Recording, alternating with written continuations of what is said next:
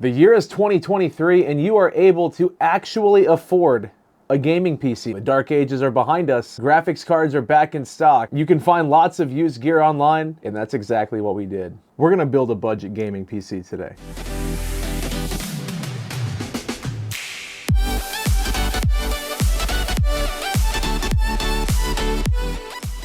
Now, this whole PC is gonna be perfect for 1080p gaming. We have a 1066 gig by MSI that I found on Facebook Marketplace actually for $75. You know, the market's back to normal. You don't have an excuse anymore. This motherboard, CPU, M.2 and RAM combo, which I took the RAM out for this build. We wanted to make it themed so you can see the red DDR4 sitting here. But I picked up the entire thing off of Mercari for $190. This case we bought new on Amazon. It's a Deepcool case. I forget the exact model. It is the Deepcool CH370 Micro ATX gaming computer case. You guys need to work on your naming schemes, okay? I also ordered some red cable extensions and some white glowing LED fans to throw in the case instead to kind of give it that nice glow to it. Because I mean, you know, you got a glass side panel, you're gonna want to see the inside. But this computer though, all in with everything, the cable extensions and the extra fans, which you don't need to get, was less than $420. I think it was $415. We'll just say it was the $420 gaming PC. Nice. So today we're gonna be putting it all together. I did test the motherboard and the CPU off camera when I got it, just to make sure that, you know, everything was in working order. And surprisingly it was. I was shocked, you know, for $190 after tax and shipping, we had an entire platform just ready to go. Then you pair that with the $75 GTX 1060 6GB model that I found on Facebook. This PC is going to be a 1080p monster. Well, I mean, yes, you could get better parts for 1080p, but for the price, I don't think you're gonna beat this. So let's go ahead, let's put the whole thing together. Let's see, you know, how great we can get this computer looking after. I'm super excited. I've been planning this build out for a little while to go with the red and black theme. I'm gonna repaste the GPU and the CPU. I just wanna make sure thermal performance will not be hindered by old paste. You know, the last thing I wanna do is sell this PC to somebody and immediately they start having overheating issues because I was too lazy to redo that. Oh. Yeah, it's a good thing we're redoing this. So you can see there's actually part of the CPU that isn't even covered by what little thermal compound there is on there to begin with. And I know what you're thinking, Jordan, couldn't it have all come off on the cooler? Not really. That's a problem. Now, obviously, when working on a computer, you don't want to clean it off with water, but some isopropyl alcohol, you'll be just fine. Don't be afraid to use it. It's not conductive. That was some old, gross, and crusty thermal compound. It's like the only way to describe it. I don't want to say who had this didn't take care of it, because when it showed up, it was relatively clean. But what I do want to say is that if you're planning on buying used computer components and you are comfortable taking things apart and, you know, checking on it, making sure everything's in working order, I would highly recommend doing this. Thermal compound is just a few bucks. This thing right here, Arctic MX6 is what I always use. You can get quite a bit of use out of a single tube. So for the low price, it's worth it. Okay, so I'm gonna be honest. There's actually more thermal paste going around the outside of the CPU on the edge than there was on the top. I wish I was kidding when I say that. This is why it's very important to make sure that you actually, you know, go through and just check on this. Like I said, even if you're not super comfortable doing it, there are tons of videos on YouTube that will show you exactly what you need to do and exactly what you should do. Because this video, I'm gonna be honest with you, this is not a build guide. I'm not really showing you how to build a computer step by step. You can watch and, you know, if you wanted to try to follow along, you're more than welcome to. But this is more of a, this is what you're able to get for the price video. I need a G Fuel break. But if you guys want some energy, use some G Fuel, you know, it's a great product. I've been drinking it for years. And if you use code JordanK at checkout, you can get 20% off your order. And it also helps me out a little bit as well. I get a kickback. So if you want some energy, you want to help support, it supplies me the energy that I need over the time that I need it, possibly even a little bit after. There have been a few nights where I haven't been able to get to sleep super well. That being said, it's a phenomenal product. I highly recommend it. If you use code JordanK at checkout, you're actually going to be able to get 20% off your total order. Also, the keen-eyed of you might be yelling at your computer right now, might be yelling at your phone, your computer screen, whatever you're watching this on. And you're like, oh my God, Jordan, that's way too much thermal paste. Okay, you know what? It's better to have too much than not enough. And yes, we are using the stock cooler from the CPU itself. The 3600 is a 6-core, 12-thread CPU. And Zen 2 processing, which is what this is built on, is incredibly efficient. And so honestly, you're not going to be getting much heat. I have used the stock cooler on probably close to 10 builds now for people overall. In the years that they have been using them, there has not been one issue with any sort of overheating or any thermal problems or anything like that. So for the mid-range Ryzen CPUs and maybe even like a Ryzen 7, which I would count that as being more high-end, there's no issue at all with going with the stock cooler. Okay, so for right now, we'll be done with this. Actually, we could pop the RAM in. So there we go. The CPU, the motherboard, the RAM, and the M.2, which actually, I forgot, the M.2 drive, for whatever reason, when the guy sent it to me, he had it installed without a standoff. Now, you don't need one, but I am very anal when it comes to aesthetics and things looking right. So I ended up buying for like $5 on Amazon an entire kit here that comes with multiple standoffs, multiple screws in this little bag. I think it was like, they said 36 different pieces overall. And the best part, it comes with this little screwdriver. It's so cute. Also, this motherboard, I think it's something I should mention, it did not come with a IO shield, which is solely an aesthetic thing. You don't need to have it in your build, but all it means is that this stuff here on the back, there's nothing telling you what each thing is. So that's gonna be open on the back of the case. When I saw this deal on Mercari, it was one of those I had to jump on it. The guy was actually listing it for $190. I offered him $170 and he accepted it within the hour. After taxes and shipping, it was $194. Like I said, I got the CPU, I got the motherboard, we got an 8GB stick of RAM and the 1TB M.2 drive, which he claims when he sold it to me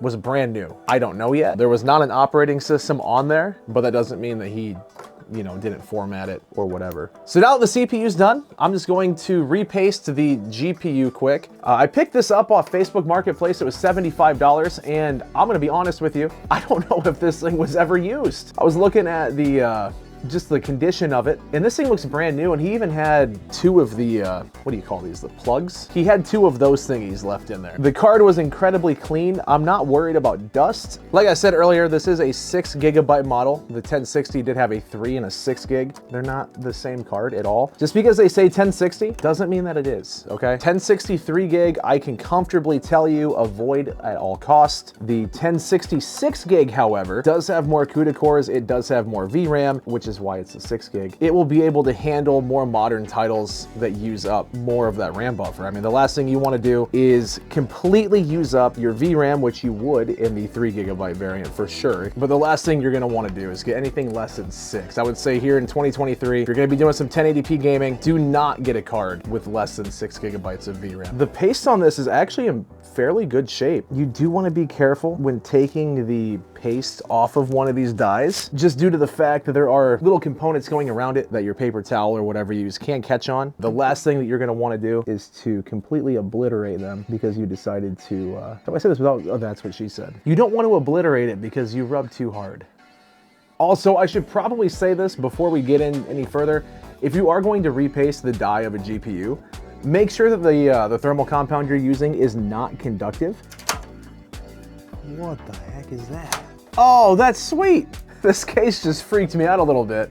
I pressed this button and that shot out. It's to hold your headphones. It's a little headphone holder. That's actually kind of cool. Now, I have no idea how to get this glass off. I haven't seen anything about this computer case online.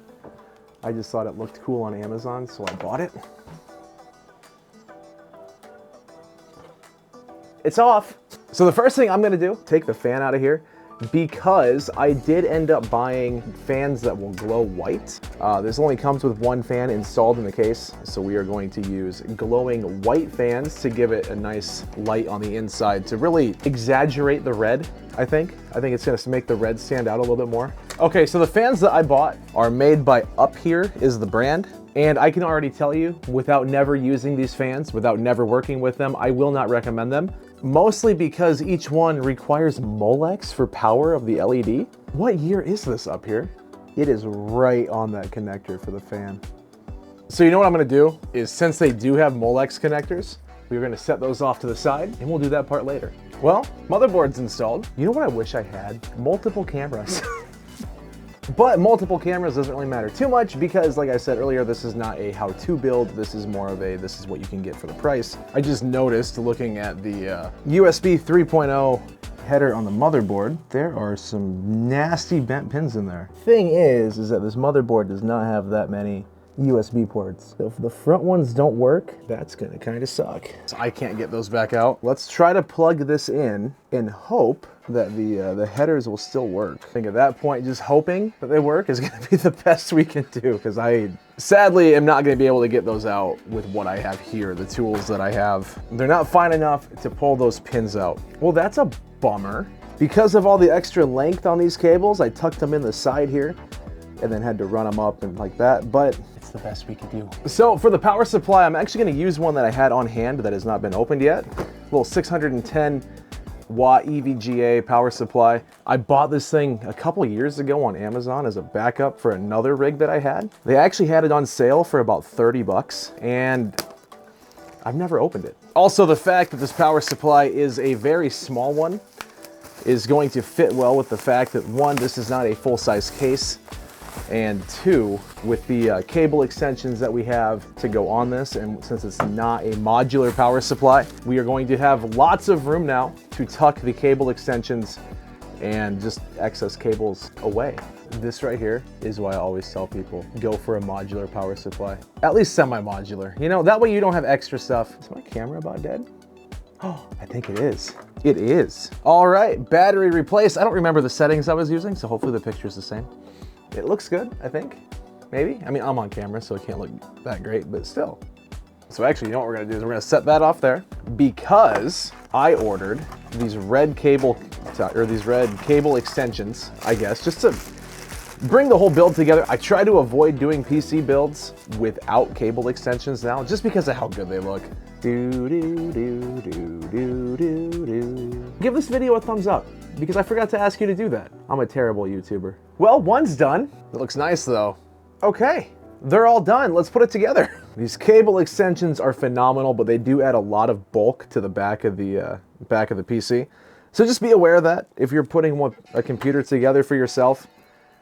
Make sure that you do have plenty of space in the back of your case, which is why I decided to go with the smaller power supply that I had. Knowing that this was a smaller case to begin with, just figured, you know, we'll play it safe. We won't have to worry about running out of room because we're gonna have plenty of it here. Also, no hard drives, so we have more spots underneath. This is only gonna have the 1 terabyte M.2, so lucky for us, well, for me, you guys are just watching. So a weird hiccup, a little bit. I mean, it's gonna work, but the cutouts for the cable is above and below the connector. So it can't just go straight into the back of the case. I'm gonna have to make a decision on if it goes up or down. I'm thinking up. You know, one thing I wish I had was a vertical mount for the GPU. I think that looked really cool in here and kind of help cover up a little bit of the motherboard. But that being said, that would have added extra cost to the build. And when we are on a tight budget like this, I've already spent my aesthetic money. Those went to the cable extensions and the fans, so this will be fine. Actually, you know what I'm gonna do as well is we are going to put the cable combs on another cable here for the GPU, because it did come with 2. I'll just have it wired up, we'll tuck it down below. That way, if whoever buys this PC decides that they want to upgrade down the line, then the cable's there. They don't have to worry about buying a whole new kit. I mean, buying a kit for $20, not really worth it if you're only after 1 cable to begin with. So we will do the right thing. We'll just have it upgrade ready. This motherboard doesn't have enough fan headers. I think I have a splitter. Okay, so this is a little unorthodox, but in order to hide those Molex, I'm actually gonna take 2 splitters that I have, and we're going to run all 3 fans off 1 header. They should not exceed the power limitations, especially since the lighting is not gonna be drawn from the fan header. That is, I guess, the only advantage to this Molex thing, but that's also the reason why we're doing this. So we're gonna daisy chain all 3 fans in the case off of 1 header. Luckily, I have a bag of splitters from my Noctua fans from another build. Realistically, there is absolutely 0 risk of doing it this way. It's just a way to make it look cleaner. So that way the final build doesn't have those ugly Molex connectors or just any fan cables in general visible. So for any of you that are thinking about buying those fans. Do yourself a favor, please don't, okay? Okay. Certainly not the best cable management, but I've seen worse. And with the front of this looking nice and clean, I do really like how that looks. I think we're ready to turn it on, see if we can get a post. Okay, ignore the bright light. That's obviously what I was using to film. But moment of truth, I guess, huh? Ooh, that looks good. But if we don't get a post, come on.